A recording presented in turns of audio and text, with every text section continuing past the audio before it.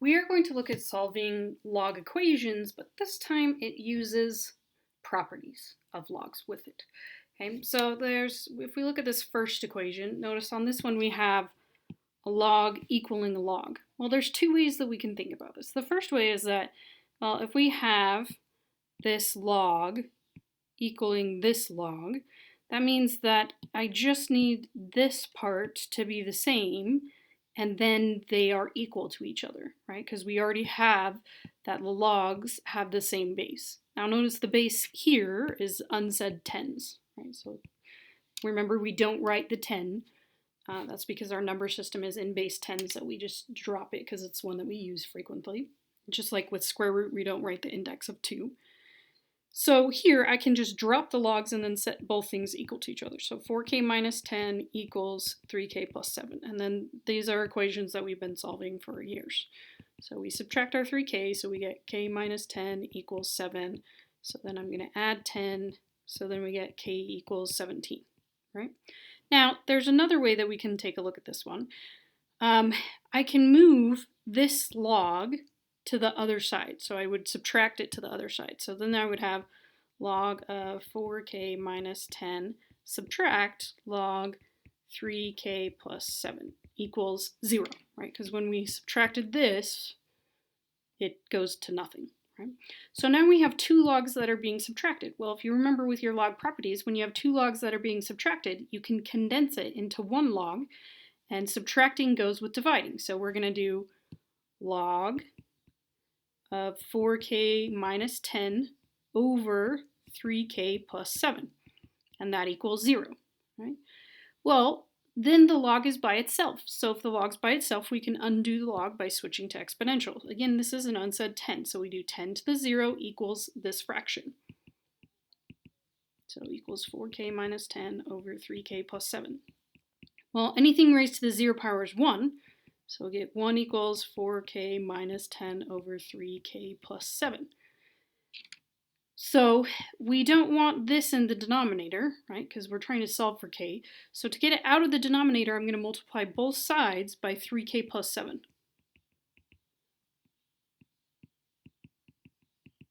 So then I end up with 3k plus 7, because it was times by 1, so it remains the same, equals 4k minus 10. Which notice, right here is the exact same spot here. And then we would just continue solving the same exact way and then get that k is 17. Now, obviously where you just drop the logs and set these parts equal to each other is the quicker of the two versions, right? But I wanted to show you that they are both equal and that they get you to the same spot. One takes a lot more work to get there, but it's that same kind of thing. Okay? So if we look at this one on 25, okay, we've got a log and a log, which means we want these parts to be equal. So I can drop the log and I can have 5k plus 2 equals k squared minus 4. Okay? Well, if we look here, this is a quadratic. In order to solve quadratics, it has to be set equal to 0 first. So I'm going to move everything to one side. I always like my squareds positive, so I'm going to choose to move everything on the left side to the right side. So I'm going to subtract 5k and subtract 2. So then we get 0 equals k squared minus 5k, and then the only like terms we have were with the negative 4 and negative 2, so minus 6. Well, when we're solving a quadratic, you can either factor or use the quadratic formula. There's a couple other ones, but those are the two that I would say are the easiest for people to do. So I'm going to look, well, can I multiply to negative 6 but add to negative 5? Right? Well, I can with both 2 and 3 and 1 and 6, so I need to make sure I pick the right ones for the signs. So if we want to multiply to a negative, that means 1 needs to be negative and 1 needs to be positive. So that means I need to use 6 and 1. So the 6 would be negative, the 1 would be positive. If we look at our a value, that's a 1. So if I pay back the 1, that means that these stay as they are. So then I get k minus 6 and k plus 1 equals 0. So we do k minus 6 equals 0 and k plus 1 equals 0.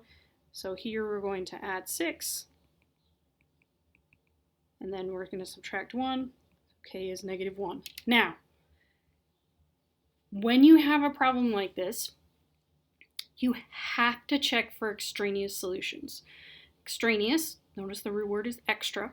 There are extra solutions that sometimes you get that don't actually work. So you have to plug in your answers and check to make sure that they work. It's annoying, yes, but it's something you have to do. Okay? So if I do log of 5 times 6 plus 2, you want to say that's the same thing as log of 6 squared minus 4. So this gives us 30 plus 2, so log of 32 equals 6 squared is 36 minus 4, which is 32. Right, so that one checks out. So then we have to try the other one. So we're doing negative 1. So we do log of 5 times negative 1 plus 2 equals log of negative 1 squared minus 4. So 5 times negative 1 is negative 5 plus 2 gives us log negative 3 equals log of negative 1 squared is 1 minus 4 is negative 3, right? Now this seems like it works okay, except for you have to remember something about logs. You cannot take the log of a negative number. The reason you can't take the log of a negative number, in this case you would be saying 10 to some power equals negative 3. Well, you can't raise something to a power and get negative unless you multiply by a negative, or if your base is negative. If your base is negative, it's not an exponential, which means it wouldn't be undone with a log. So this is not possible, so we have to drop it from our answer. So then we just get k is 6. Okay? Now, sometimes it will be something like this where it breaks a property, but a lot of times it will be where one side does not equal the other side. Right? So make sure that you're checking your answers as you go along. Okay? So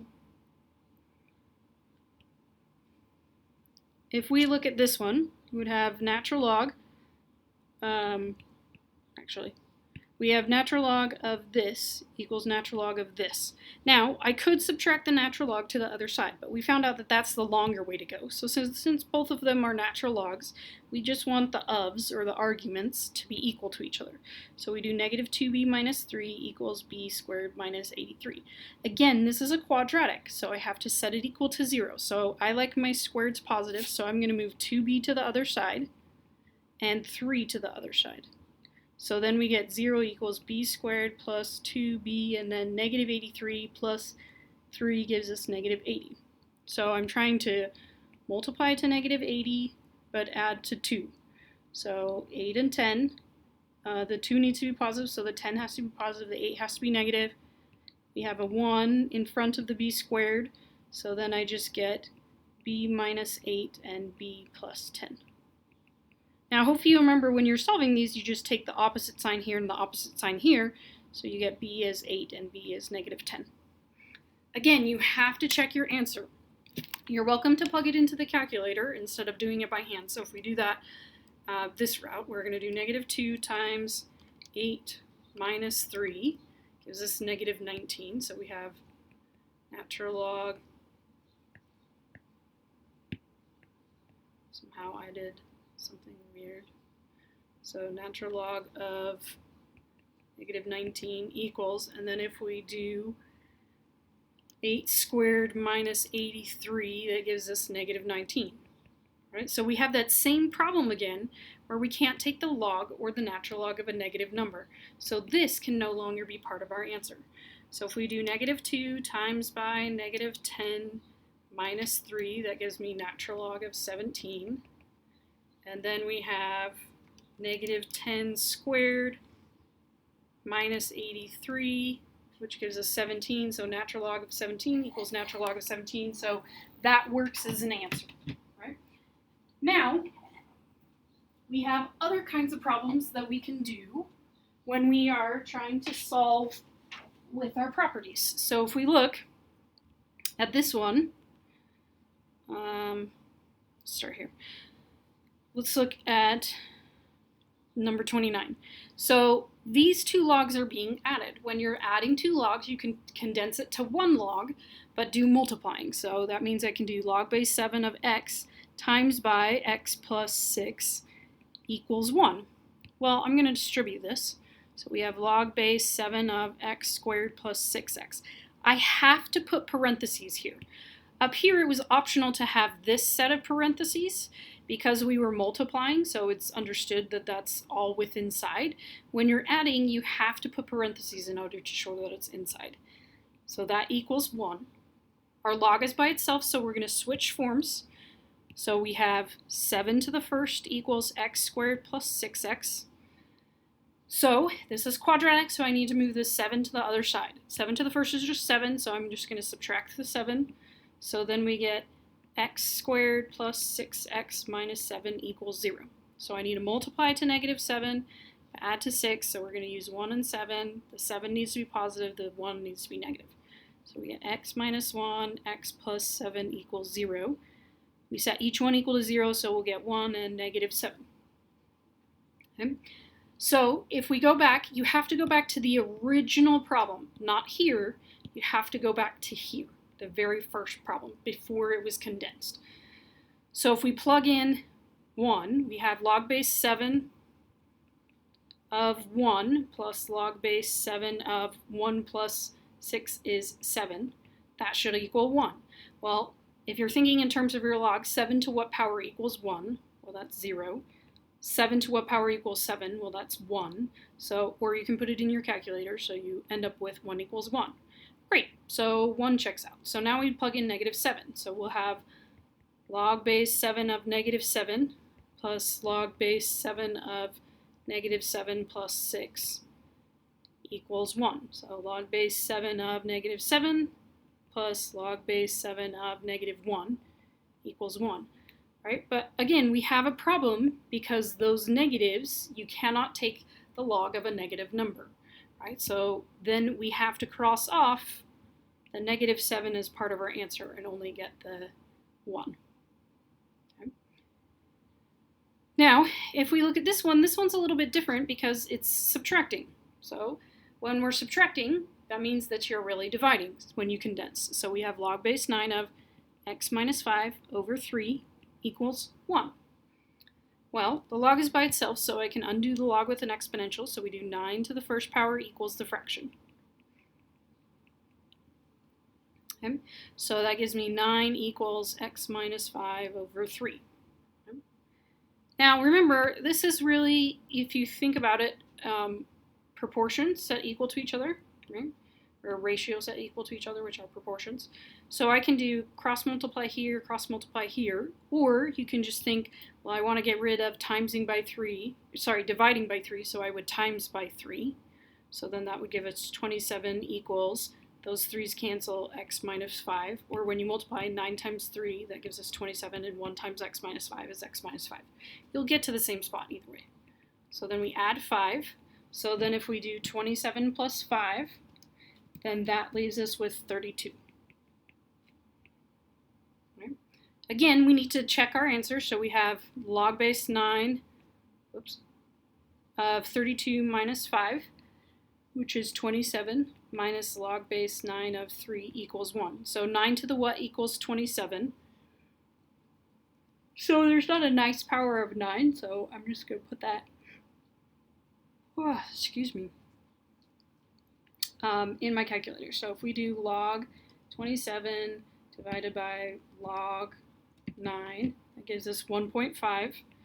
And then if I do 9 to what power equals 3, some of you may be able to tell what that is. Some of you may have a harder time with it. So we do log 3 divided by log 9. I'm just using the calculator, and that gives us 0.5 equals 1. So 1.5 minus 0.5 is 1.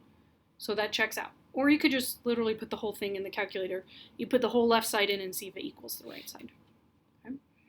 Now, what about this problem where we've got our logs on both sides, and one of them needs to be condensed, right? Well, we're going to condense this first. So we're going to do log base 3. It's adding, so that means that I need to multiply. So 6 times x squared minus 4 equals log base 3 of 30. Well, if I distribute, that gives us log base 3 of 6x squared minus 24. I have to put parentheses on that. Equals log base 3 of 30. Okay. Well, I could subtract the log to the other side, and then that means that we'd be dividing, and then switch to exponential. Or I can see, well, these logs are the same, so that means I need the ofs, or the arguments, to be matching. So then I can set 6x squared minus 24 equal to 30. So since it is a quadratic, but since I don't have an x term, a linear x term, I can solve using the square root property, so I get the x squared alone and then just take the square root. So here I can add 24. So then we get 6x squared equals 54. So if we divide by 6, we get x squared equals 9. Well, we need to take the square root of both sides. When we take the square root, you have to remember plus or minus, so x equals plus or minus 3. So then we're going to plug in both positive 3 and negative 3. So this will be log base 3 of 6 plus log base 3 of, if I plug in positive 3, we get 3 squared minus 4, so 9 minus 4 is 5, equals log 30. Right? So notice here I can condense on the left side and do, multiplying, so log base, oops, that's a 3, of 6 times 5 equals log, I dropped my base over here, don't do that, log base 3 of 30. Well, 6 times 5 is 30, so positive 3 works. So now let's try a negative 3. So if we try a negative 3, I've got log base 3 of 6 plus log base 3 of negative 3 squared minus 4 is log base 3 of 30. So we have negative 3 squared, which gives us 9. 9 minus 4 gives us 5. So then we end up at the same spot that we did up here. So they both work in this case. Okay? Now, just because one solution works doesn't mean that the other one doesn't work. You can have one solution work, you can have two solutions work, or you can have no solutions work. So it is annoying, I'm aware, to plug in and check your answers, but you do have to check your answers because of the fact that they could be extraneous. So whenever you have a log equal to a log, you need to check your answers. Or whenever you have to condense, you need to check your answers when solving log equations.